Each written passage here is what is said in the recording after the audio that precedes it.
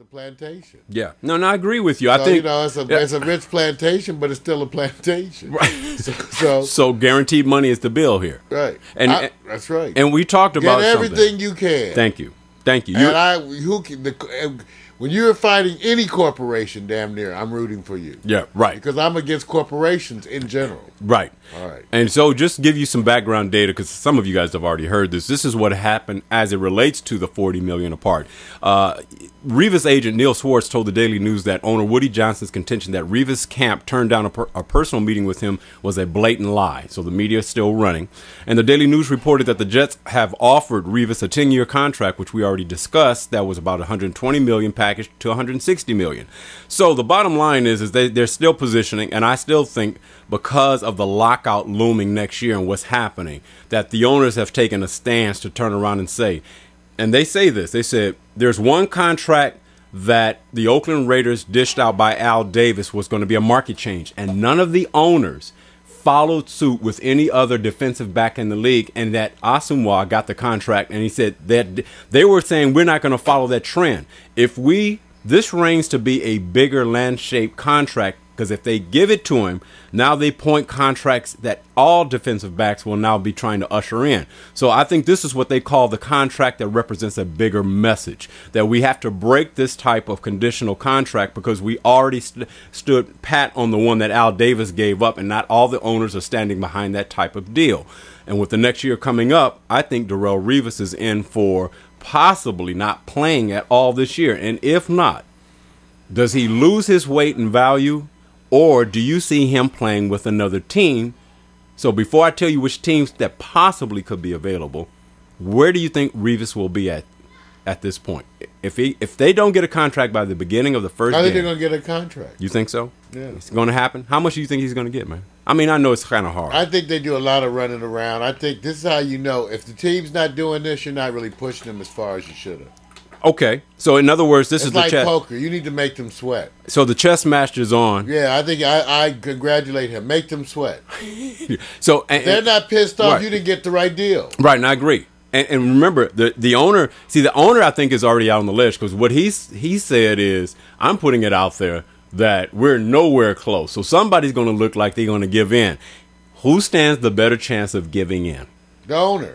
So it's a win for your stance behind Revis. Right. He doesn't care. It's a dog and pony show. Okay. You'll never hear him say anything. It'll come out that announcement will be made that a deal was said and blah, blah, blah. Right. You'll never see the owner. I got you. Okay. Okay, good. Well, let me do this then. Let's just say that Revis doesn't sign.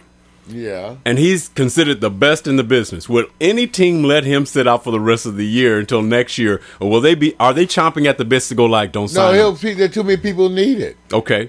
Now, I gave some teams here that I thought could be potential teams that, could use him. I put the Miami Dolphins, Washington Redskins, Cincinnati Bengals, Minnesota Vikings, St. Louis Rams, and San Diego Chargers. I didn't go to teams like Oakland because they already got the highest paid defensive back. Didn't go to Pittsburgh Steelers because they got a solid defense. And I didn't go to Dallas Cowboys because they already are stocked heavy. And teams that may need his support and help on the other side of the line, that's who I put. If you had to pick one of these teams, if he doesn't sign, where would you like to see him go? Where would I like to see him go? Yeah. I don't know about where I'd like to see him go. Where I think he's going to go is probably, if he didn't, would be Miami. Miami? You know where I would like to see him go? Cincinnati. I want to be the oddball in this one. Minnesota Vikings, if they don't get Favre, they're going to need all the help, regardless of their defensive situation, because they're not going to have any offense. St. Louis Rams is a long way returning back to the glory days of the fastest team on turf, which it was just, I love those days. San Diego Chargers, their Antonio Cromartie signed with the New York Jets. He's a great defensive back, so they're solid. They may not need any more because he's already on the Jets. So I think the whole leveraging of this is that they got Cromartie. That's why they're trying to hold pat against Revis. They just have to make a run at some very serious folks. They need all pros. Yeah. And Washington Redskins would be great because you got Donovan McNabb on the other side of the ball, and it could shore up some defense. And they're already predicting that they're going to be the second team in the division behind Dallas. And the Miami Dolphins is a good choice because, you got Parcells, but I don't know if Parcells want to give up that kind of cash, man. You think so? I don't know, but he likes strong defensive players. Yeah. Yeah. He Okay. likes that. He Okay. likes that. Even though you can make the argument that Washington is a good fit for him too. Yeah, I know. I agree because I'm looking at the positions where teams can afford and hopefully bring something in, and I couldn't find out any other teams. I tried to put myself in this situation, but I'm not doing the fantasy football. Shanahan likes to keep his defensive backs around too. He likes the veteran group of backs. And I can't see him going to Denver. I think Denver did such a turnaround from a team that started off 8-0 last year to go where they went, and now they've taken most of their best players, the best wide receiver. They've lost so much. I'm going. They need to do something to not look confused. Right now, I want to watch Denver really because, to me, it really looks disorganized, and I'm just so curious to see what kind of a team they mount. Right. I'm curious. They look so disorganized. Yeah, they do, and especially compared to what you're used to from Shanahan. Right, because they got the quarterback left over from Chicago, Kyle Orton, so it makes it hard to see what they're going to do to reshore or re-up their team to get to a better position. They're not going to start off 8-0. I like Tebow. Oh, he's not going to play. You know what? I tell you what. No. You're the owner, and you got fans that you want to fill in the same. He's going to play, isn't he? Michael Vick played. Tebow's going to play. Michael Vick played. Tebow's going to play. You know, that's a good analogy, man. That's good. If you can get Vick on the field, you can get Tebow. Instinct sells some tickets. Everybody wants to see Tebow. Yeah. Okay, I've been trying to see a Denver preseason game. I want to see one to see who. It ain't to see Kyle Orton. Yeah. Oh. I'm sorry. Chicago fans, he ain't hating on you. He's just trying to Who be needs to profitable. hate on Chicago football fans? No offense. Okay. Do I need to go there? Oh, I know. Okay. All right. Well, I know I've received some comments probably about that. I'm not covering as much baseball. It's because we don't like baseball. No. I like baseball. Don't get it twisted. Don't be putting it out there like I don't. Black folks don't play no baseball. They play more than you think. Why they got ambassadors going to the ghetto asking the black kids, please play baseball, please? This is not the fundamental topic I'm bringing up in baseball. Okay. You're trying to you already putting the spin going downwards on my baseball. Baseball is on the way out.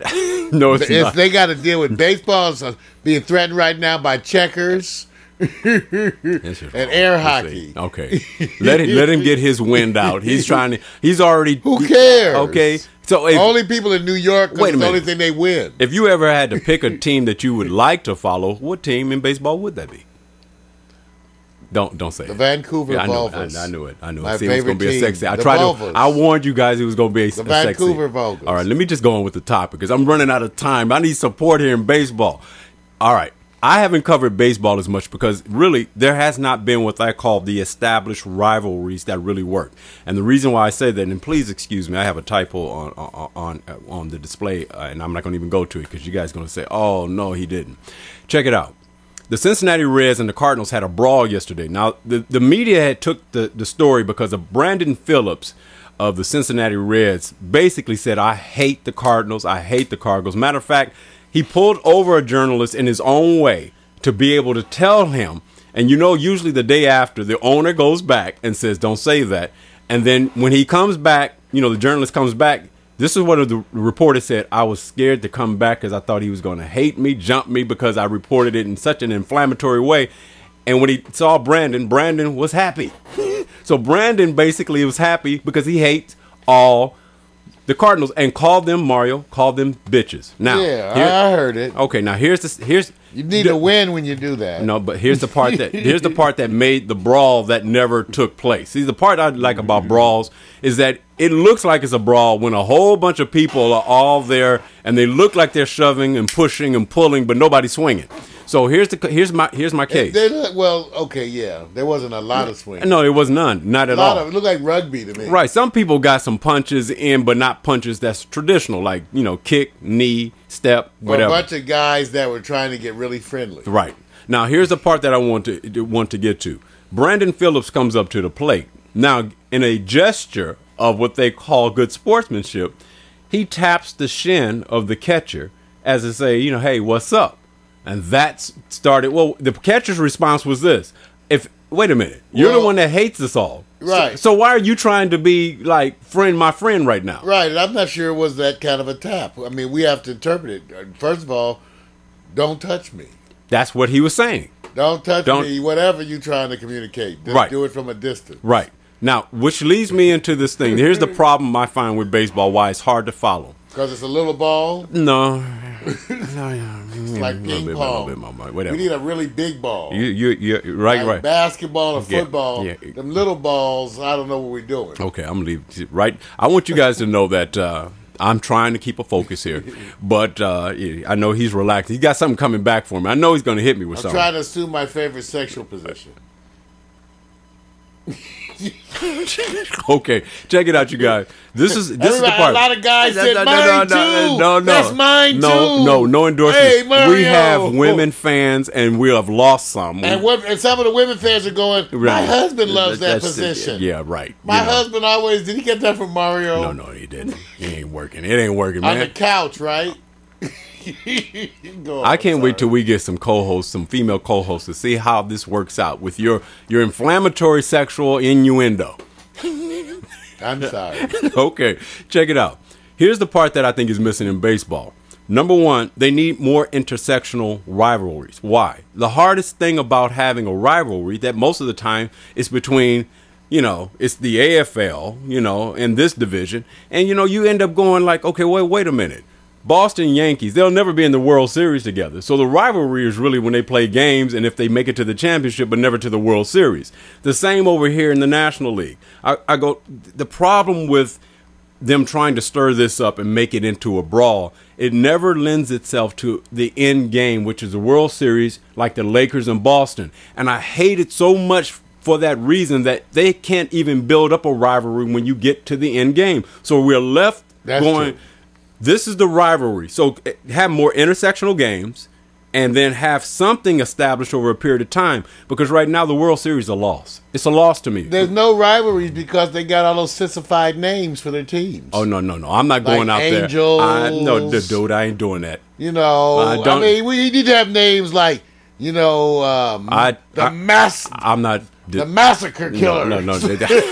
No. Give them some different names. That's the thing I said about hockey. When you give names to your teams that sound like, wonderful cartoon characters. Right. You got to give names that incite death and fear. Like the Torturers. Toronto Torturers. So you feel good about the kids that's growing up playing baseball at 8 and 10 years old, that they need to see things that deal with damage, threat, death, violence, torturer. Those same kids are playing Grand Theft Auto. And they're going around talking about how much things suck. Wait a minute. Need I say more? Wait a minute. Okay. Parents, those are your children. So what Mario's going to do, I'm going to challenge you guys to do this. There's a place where he feels that there's some things that should be left for the children to protect their interests. And we're going to discover that later in the season because it ain't happening this month or next month. So my sports is That's done. Right. Lock up the bozo gel. I'm done with my sports, you guys. I am done. Thank you for your patience. My time has run out. Can we get a LeBron watch? Can we watch LeBron? Because I think it's on and cracking with this man. I think it's going to be a good year, a good season. Come on, LeBron. Yes, sir.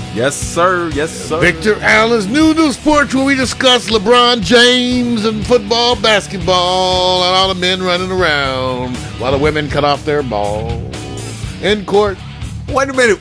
Did you just say what I thought you just said? What? You said cut off. I didn't hear that. What are you talking about? You know what?